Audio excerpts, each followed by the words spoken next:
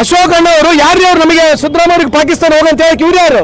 ಉಳಿಸಿ has got any fundamental right? ಏನ್ ಸುಮ್ಮನೆ ಭಾಷೆಗೆ ಮಾತಾಡ್ಬೋದಾ? ಬೇಕಿದ್ರೆ ಇವ್ರಿಗೆ ಹೋಗಿ ಕೇಳಿ ಪಾಕಿಸ್ತಾನಿಗೆ. ಮೋದಿ ಅವ್ರಿಗೆ ಕರ್ಕೊಂಡು ಇನ್ನೊಂದ್ಸಲ ಕೇಕ್ ತುಂಬರಕ್ಕೆ ಹೇಳಿ. ದಿನಾ ಬೆಳಿಗ್ಗೆ ಎದ್ರೆ ಮುಸಲ್ಮಾನ ಪಾಕಿಸ್ತಾನ, ಮುಸಲ್ಮಾನ ಪಾಕಿಸ್ತಾನ. ಇವ್ರು ಹಿಂದೂಗಳಿಗೆ ಏನ್ ಸಹಾಯ ಮಾಡಿದಾರೆ ಇವರು?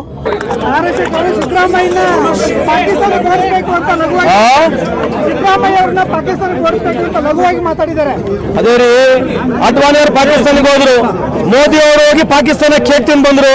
ವಾಜಪೇಯಿ ಅವರೇ ಪಾಕಿಸ್ತಾನಿಗೆ ಹೋಗಿರ್ತಕ್ಕಂಥ ನಾವಲ್ಲ. ಇವರಿಗೆ ಬೆಳಗ್ಗಿನ ಸಾಯಂಕಾಲ ಪಾಕಿಸ್ತಾನ ಹೆಸರು ಹೇಳಿಲ್ಲ ಅಂತಂದ್ರೆ ಊಟನೋ ಜೀರ್ಣ ಆಗಂಗಿಲ್ಲ. ಈ ಪೇಲ್ಗಾಮ್ ಬಗ್ಗೆ ಮಾತನಾಡ್ಬೇಕಲ್ಲ. ಪೇಲ್ಗಾಮ್ ಮೇಲೆ ಮೊನ್ನೆ ಆಗಿರ್ತಕ್ಕಂಥ ಇನ್ಸಿಡೆಂಟ್ ಏನಾಯ್ತು? ಈಗ ಬಹಳಷ್ಟು ಡೀಟೇಲ್ ಆಗಿ ಹೋದ್ರೆ 100 ಮಾತಾಡ್ಬೋದು ನಾವು. ಚರ್ಚೆಗೆ ಬರ್ತಾರೆ, ಕೇಳಿ ಅಶೋಕಣ್ಣ ಅವರಿಗೆ. ಯಾಕೆ ಹೇಳ್ತಾ ಇದೀನಿ ಮಾತು ಅಂತಂದ್ರೆ, ಇವತ್ತು ಎಷ್ಟು ಮಟ್ಟಿ ಹಿಂದೂ ಸಂಘಟನೆಗಳು ಈ ರಾಜ್ಯದಲ್ಲಿ ಇವರಿಂದ ಹಾಳಾಗಿರ್ತಾ ಇದ್ದಾರೆ ಗೊತ್ತಿದ್ದಾರಾ? ಇವರಿಂದ ಎಷ್ಟು ಜನ ಹಿಂದೂ ಸಂಘಟನೆಗಳು ಹಾಳಾಗ್ತದೆ ಇವರಿಂದ ಗೊತ್ತಿದೆಯಾ? ಸುಮ್ಮನೆ ಏನೋ ಬರೋದು ಮಾತಾಡ್ತೀರಿ ಪಾಕಿಸ್ತಾನ, ಅವ್ರಿಗೆ ಪಾಕಿಸ್ತಾನ. ಯಾಕೆ ಇವ್ರ್ಯಾರು ಹೇಳಕ್ ಪಾಕಿಸ್ತಾನ ಹೋಗಕ್ಕೆ? ಅಶೋಕ್ ಅಣ್ಣ ಅವರು ಯಾರು ನಮಗೆ ಸಿದ್ದರಾಮಯ್ಯ ಅವರಿಗೆ ಪಾಕಿಸ್ತಾನ ಹೋಗಂತ ಹೇಳಕ್ಕೆ ಇವ್ರು ಯಾರು? ಉಳಿಸಿ has got any fundamental right? ಏನ್ ಸುಮ್ಮನೆ ಭಾಷೆಗೆ ಮಾತಾಡ್ಬೋದಾ? ಬೇಕಿದ್ರೆ ಇವ್ರಿಗೆ ಹೋಗಿ ಕೇಳಿ ಪಾಕಿಸ್ತಾನಿಗೆ. ಮೋದಿ ಅವ್ರಿಗೆ ಕರ್ಕೊಂಡು ಇನ್ನೊಂದ್ಸಲ ಕೇಕ್ ತುಂಬರಕ್ಕೆ ಹೇಳಿ. ಏನೋ ಸುಮ್ಮನೆ ಯಾವಾಗ ಬೇಕಿದ್ದು ಬರೋದು, ಇವ್ರು ಪಾಕಿಸ್ತಾನಿಗೆ ಹೋಗಿ ಅವ್ರಿಗೆ ಪಾಕಿಸ್ತಾನ ಹೋಗೋದಕ್ಕೆ ಏನ್ ಸಮಸ್ಯೆ ಇದೆ ನಿಮಗೆ? What is your problem? Just because you want to come and talk anything whatever you want to talk against chief minister. ಏನ್ ಕಾರಣ ಏನ್ರಿ ಚೀಫ್ ಮಿನಿಸ್ಟರ್ಗೆ ನೀವು ಹೋಗಿ ಪಾಕಿಸ್ತಾನ ಹೋಗಂತ ಹೇಳಕ್ಕೆ? ಏನ್ ಕಾರಣ ಏನು? ನೀವು ಕೇಳ್ಬೇಕಿಲ್ಲ. What is the reason? ಅವ್ರು ಹೇಳ್ತಾ ಇರೋದು ಮುಸ್ಲಿಮರನ್ನ ಎತ್ಕಡ್ತಾ ಇದ್ದಾರೆ, ಹಿಂದೂಗಳನ್ನ ತುಷ್ಟೀಕರಣ ಮಾಡ್ತಾ ಇದ್ದಾರೆ.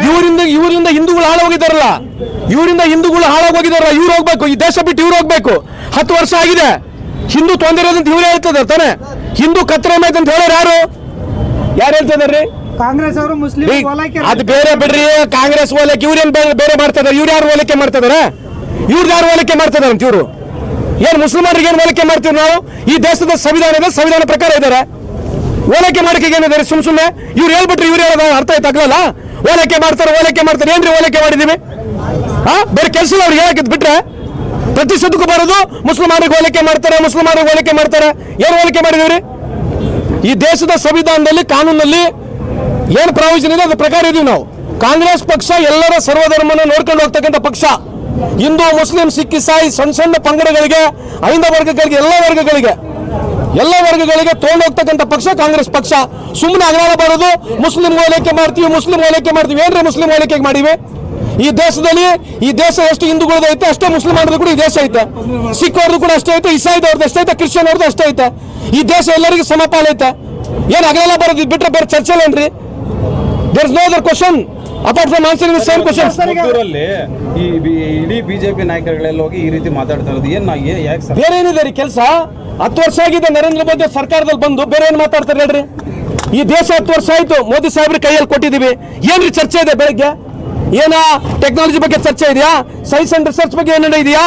ಸ್ಯಾಟಲೈಟ್ಗಳು ಎಷ್ಟಿದಾವೆ ಈ ದೇಶದಲ್ಲಿ ಇನ್ವೆಂಟ್ ಆಗಿದೆ ಅನ್ನೋ ಚರ್ಚೆ ಇದೆಯಾ? ಬೇರೆ ದೇಶಕ್ಕೆ ನಮ್ಮ ದೇಶಕ್ಕೆ ಹೋಲ್ಸ್ಕೊಂಡು ನೋಡಿದ ಚರ್ಚೆಗಳಿದಾವ? ದಿನಾ ಬೆಳಿಗ್ಗೆ ಬರೀ ಇದೇನಾ? ಎಲ್ಲೆಲ್ಲ ಕಾಂಗ್ರೆಸ್ ಆಡಳಿತ ಸರ್ಕಾರಗಳಿದಾವೆ, ಬರೇ ಮುಸ್ಲಿಮಾನು ಪಾಕಿಸ್ತಾನ್. ಈಗ MP UP ನಲ್ಲಿ ಏನ್ ನಡೀತಾ ಇದೆ ಅಂತ? MP UP ನಲ್ಲಂತೂ ಬಿಜೆಪಿ ಇದೆಯಲ್ಲ, ಅಲ್ಲೇನ್ ನಡೀತಾ ಇದೆ ಅಂತ?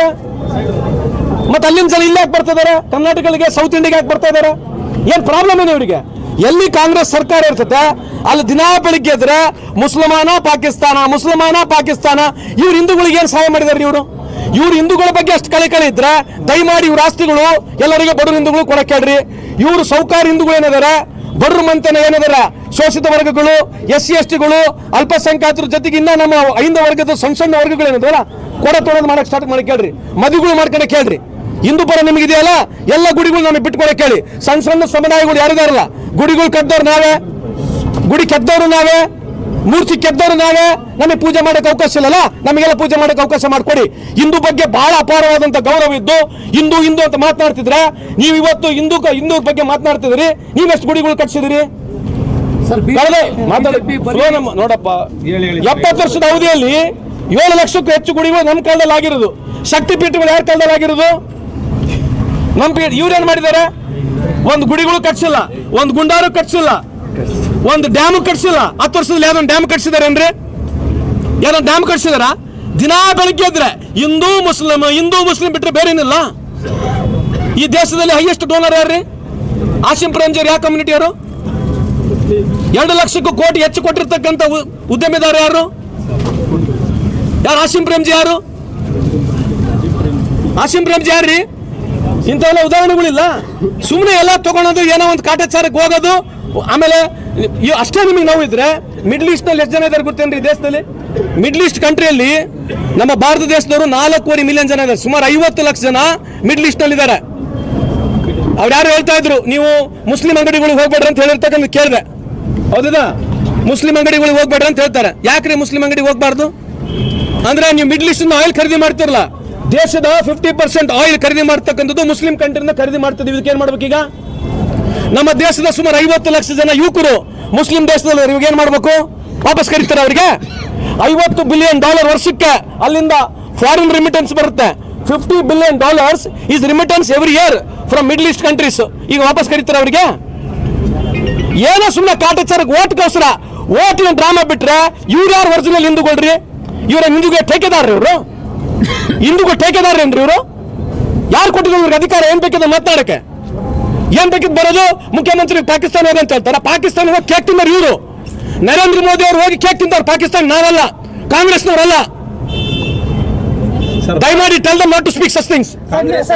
S Aquatech RO water purifiers ಅಂತ ಹೇಳ್ಬಿಟ್ಟು ಹೋಲ್ಸೇಲ್ ದರದಲ್ಲಿ ಚಿಕ್ಕಬಳ್ಳಾಪುರದಲ್ಲಿ ಪ್ರಪ್ರಥಮ ಬಾರಿಗೆ 5,500ಕ್ಕೆ ವಾಟರ್ ಪ್ಯೂರಿಫೈರ್ ಲಭ್ಯ ಇದೆ.